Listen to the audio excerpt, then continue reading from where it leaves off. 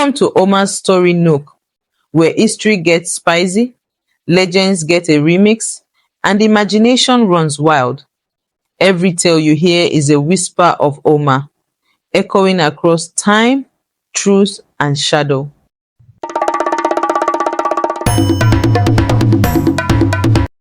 They came to Nigeria with nothing but hope, from Kumasi, from Accra, from Cape Coast and Takoradi, carrying dreams stitched into their pockets, carrying hunger, but also hustle.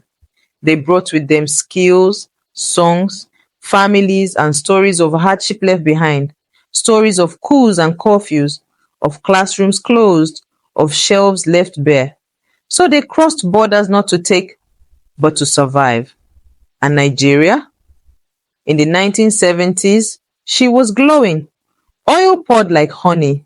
The Naira stood tall. The street of Lagos hummed with construction and ambition. Factories expanded. Mouths were fed. And doors, at least for a moment, opened wide. Ghanaians came and filled the gaps. As teachers in village schools, as carpenters and cooks, as traders on the corner selling rice and roasted plantain, they became part of the rhythm, part of the market melody. But honey dries, and when Nigeria's economy crashed, it wasn't the generals who were blamed. It wasn't the corruption. It was the neighbors. They're taking our jobs, people muttered. They've overstayed. They don't belong. The whispers grew teeth. And in January 1983, with a military decree from above, those whispers became law. Over 1 million Ghanaians were ordered to leave immediately. No farewell, no apology, just exile. And with barely any time, they stuffed their lives into nylon bags, red, blue, and white. Cheap, foldable, undefended. They piled them into lorries, strapped them to backs, carried them like broken promises. Those bags were never meant for history, but history chose them anyway and gave them a name. Ghana must go. But this isn't just the story of a suitcase, it's the story of a heartbreak recycled, of neighbors turned strangers, of a gate that once swung closed in Ghana, now slamming shut in Nigeria. This is the second wound, the second silence, the second forgetting. And this time, the plastic bags remembered. In the 1970s, Nigeria felt unstoppable. Oil money poured in, lifting the naira, filling bellies, lighting cities. It was the boom era. Pensions swelled, towers climbed, and dreams grew bold. With growth came need. Laborers, teachers, carpenters, and Ghanaians arrived by boat, by bus, by foot, fleeing coups, blackouts, hunger. They found not just work, but welcome. They taught in schools, sold akara in markets, wove themselves into the Lagos rhythm. For a while, they weren't seen as foreigners. They were just part of the melody. But the melody soured, oil crashed, inflation rose, and when stomachs growl, people want someone to blame. Newspapers whispered, foreigners take too much. History uncurled its fingers, remembered 1969 when Ghana pushed Nigerians out. Now, Nigeria pushed back. It began with a broadcast. Dry, official. Cold as a judge's gavel. January 17, 1983. President Shehu Shagari stood before the nation and told over 1 million undocumented immigrants to leave Nigeria. They were given just a few weeks. No compensation, no appeal, no exceptions. The message was cloaked in policy language. National security, economic strain, illegal residency. But in the markets and on the streets, everyone heard the truth. Ghanaians must go. And just like that, life cracked like dry earth.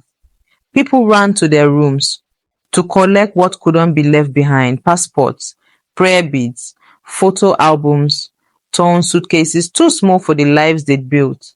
Those who could afford transport crowded into lorry parks across Lagos, Kano, Ibadan, Onitsha. The buses overflowed. Mothers squeezed babies onto laps. Young boys hung from windows. The elderly wept in silence, but most had no suitcase, no luggage. So they packed their lives into cheap nylon bags, red, blue, and white checkered squares.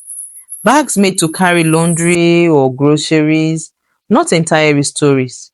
They tied them with rope, stacked them on heads, balanced them on buses, and the streets of Nigeria filled with an image so iconic, so haunting, that it would give the moment its name. Ghana must go.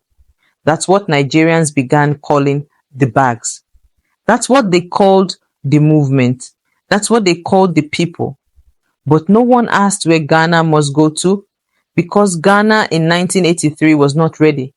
Still recovering from its own storms, political coups, economic collapse, closed schools, power cuts.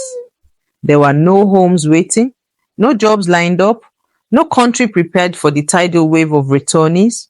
Borders overflowed. The Benin-Togo corridor was jammed with trucks. Drivers fainted from heat. Families slept on roadside ditches. Some gave birth in the queue. Others died in it. And yet, Nigeria stood firm. Soldiers patrolled stations. Immigration checkpoints hardened.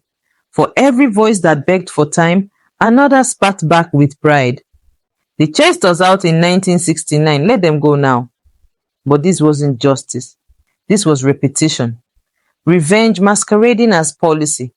In classrooms, desks went empty. In clinics, hands disappeared. In markets, entire stalls stood abandoned, ribbons of fabric still fluttering from the awnings. But no one spoke about what was lost, only about who was living. And through it all, the plastic bags multiplied, stacked in corners, lined up on streets, slumped beside barefoot children, each one bulging with more than clothes, with heartbreak, with shame, with silence. Because for many Ghanaians, this was not just exile, it was erasure, a life erased in weeks after years of building. The very streets they had helped sweep, the babies they had helped deliver, the roofs they had helped raise, now looked away. And so they walked, with no war, no crime, only the sin of not being from here. It wasn't just a bag, it became a weapon. Red, blue, white, cheap plastic rustling under heartbreak. Inside were folded shirts, family photos, tattered passports, grief sealed with rope. But outside, mockery. They named the bag what they called the people Ghana must go. It was a chant, a slur, a headline, a joke repeated too often to be funny, and no one asked where they were going. Just that they leave. Those bags outlived the moment. They showed up in markets, airports, jokes. They still show up. But for the ones who once dragged them, they were not just containers. They were coffins for dignity. Proof that welcome has conditions and memory has teeth. Ghanaians returned to a home not ready. No lights, no food, no jobs. Some were welcomed, some were blamed, but all remembered. In Nigeria, the silence hardened. Some felt justified, others quietly regretted. The same hands that once applauded Ghanaians now pushed them out. But memory didn't vanish, it grew. Students became storytellers. Journalists retold the pain, and the bag it endured, still called Ghana Must Go, still rustling on airport cards, still whispering history in every fold. The borders softened, trade returned, friendship flickered back to life, but the question lingers. What happens the next time blame needs a body?